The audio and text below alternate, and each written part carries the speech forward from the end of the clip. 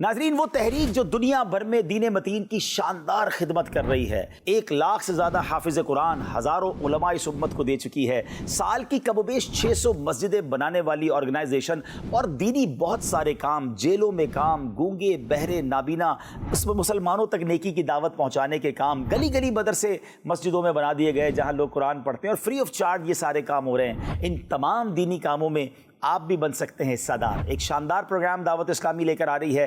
13 نومبر 2022 کو ہونے جا رہا ہے ٹیلیتھون، مدنی عطیات مہم۔